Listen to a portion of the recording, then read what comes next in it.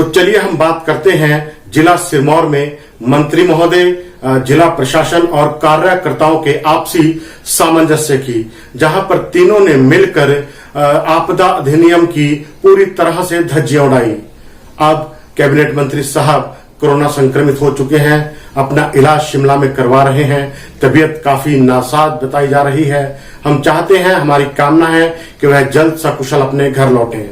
लेकिन जिला सिरमौर के पांवटा साहिब में कुछ सवाल जो खड़े होते हैं वह उठाने लाजमी हैं। उसमें सवाल यह है सबसे पहले कि आखिर पांवटा साहिब में 30 जगहों पर मंत्री साहब का सम्मान समारोह किया गया और इसकी इजाजत किसने दी? जिला प्रशासन और पुलिस के अधिकारी पूरे एपिसोड में, पूरे सम्मान समारोह में मंत्री साहब के साथ साथ थे। क्या उन्हें एक बार भी यह याद नहीं आया कि आपदा अधिनियम लागू है? जिला सिरमौर में, हिमाचल प्रदेश में इस वक्त आपदा प्रबंधन अधिनियम लागू है, तो क्या उन्हें एक बार भी यह याद नहीं आई कि हम मंत्री साहब के साथ जहां घूम रहे हैं यह गलत है, यह लापरवाही है? बल्कि मंत्री साहब को बचाने के लिए उन्हें तुरंत यह बताया जाना चाहिए था कि आप इस वक्त खतरे में हैं, कोरोना वायरस महामारी जो कि फैल रही है, आपके पास लोगों की भीड़ उमड़ रही है, आपको सीधे अपने घर पहुंचना चाहिए। लेकिन ऐसा नहीं हुआ। जिला प्रशासन कहिए, पुलिस और प्रशासन जिसमें डीसी और एसपी साहब की हम ये कहेंगे उनकी अगुवाई में है पूरा काम हुआ है। 30 जगहों पर सम्मान समारोह हुआ, लोग भीड़ उमड़ी, लेकिन किसी ने भी आपदा अधिनियम और जो धाराएं हैं 51, 54, 56, 269, 70 और 188 उनका किसी ने भी धरातल पर मनवाने के लिए या उनको सख्ती से लागू करने की कोशिश नहीं की। यह परिणाम है जिला प्रशासन की लापरवाही का कि पांवटा साहिब में पिछले 24 घंटों में 24 लोग कोरोना संक्रमित आ चुके हैं। और उस पूरे एपिसोड में सिर्फ इतना ही नहीं है, उस पूरे एपिसोड में मंत्री साहब के जो परिवार है, 2 बेटियां और पत्नी, वह भी कोरोना संक्रमित हो चुके हैं। अगर जिला प्रशासन चाहता तो इस पूरे मामले को शुरू में ही रोक सकता था, लेकिन ऐसा बिल्कुल नहीं हुआ। और उसका नतीजा यह है कि पांवटा साहिब में इस वक्त जो कार्यकर्ता है वह अपने घर जाने से डर रहा है, क्योंकि उसे लगता है कि उसके कारण कहीं उसका परिवार खतरे में ना पड़ जाए।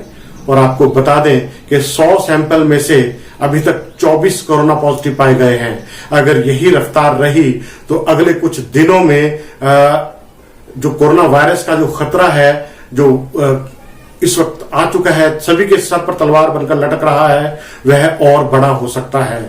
एक बात आपको और बता दें कि जिला सिरमौर में इस वक्त स्वास्थ्य विभाग और जो स्थानीय प्रशासन है वह पूरी जोर शोर से काम कर रहा है, लेकिन बार बार कहे जाने पर भी कि अगले 2 दिनों के लिए, 3 दिनों के लिए लॉकडाउन की बात बार बार कही जा रही है, लोगों की ओर से भी कही जा रही है, और कहीं ना कहीं गुपचुप तौर पर प्रशासनिक अधिकारी और स्वास्थ्य विभाग भी कह रहा है। लेकिन जिला प्रशासन अभी तक मूक दर्शक बना हुआ है। उन्होंने अभी तक कोई भी जो लॉकडाउन की बात है वह नहीं कही है। फिलहाल उनकी स्थिति हमें नहीं पता, लेकिन हम कह सकते हैं कि पांवटा साहिब में जो स्थिति बिगड़ी है उसका सबसे बड़ा खामियाजा आम आदमी को भुगतना होगा। और इसके पीछे पूरी लापरवाही जिला प्रशासन के साथ साथ मंत्री महोदय और उन कार्यकर्ताओं की है जो भीड़ लेकर सड़कों पर उमड़े थे। फिलहाल स्थिति यह है, 100 लोगों की जांच भेजी गई थी, जिसमें से 24 लोग अभी तक कोरोना संक्रमित पाए गए हैं। यह आंकड़ा आने वाले दिनों में और बढ़ सकता है। फिलहाल लोगों की मांग है कि पांवटा साहिब और कहीं जिला सिरमौर या पांवटा साहिब में लॉकडाउन किया जाए। अगले 24 घंटों के बाद लॉकडाउन की उम्मीद लग रही है कि हो सकता है, लेकिन अभी तक जिला प्रशासन ने एक भी कंटेनमेंट जोन घोषित नहीं किया है, जबकि 24 घंटे से अधिक 24 मामले कोरोना संक्रमित के आ चुके हैं। यह स्थिति है जिला सिरमौर में प्रशासन की। अब दूसरी ओर हम आपको बता दें कि मंत्री महोदय के जो एस्कॉर्ट उनकी टीम होती है उसमें एक पुलिस कर्मी है जो कि पुरवाला थाना के थे, वह भी संक्रमित पाए गए हैं। वह पुरवाला थाना पांवटा थाना, डीएसपी ऑफिस सभी जगहों पर अपने कार्य के लिए पहुंचे थे और अब इन सभी जगहों को न केवल सैनिटाइज किया गया है बल्कि पांवटा साहिब के पुरवाला थाना को एक दिन के लिए बंद भी किया गया है।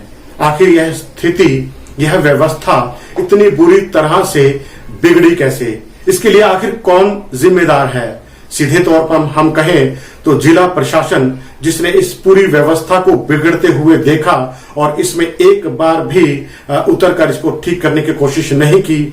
सीधे तौर पर जिला प्रशासन, हम कहें डीसी महोदय और साथ में एसपी महोदय, जिनकी अगुवाई में यह पूरा सम्मान समारोह चला और बहुत ही खूबसूरती के साथ इन्होंने निपटाया। लेकिन हम यह कहें कि इसमें तीसरे तौर पर अगर हम कहें कि कार्यकर्ता और जो भीड़ उमड़ी है उनकी भी उतनी ही जिम्मेदारी और उतनी ही लापरवाही सामने आई है।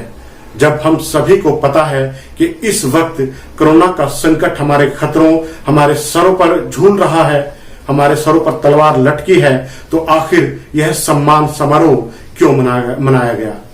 तीसरी इसमें जिम्मेदारी बनती है मंत्री महोदय की, जो आज खुद कोरोना संक्रमित हो चुके हैं और जिनका परिवार कोरोना संक्रमित की चपेट में है।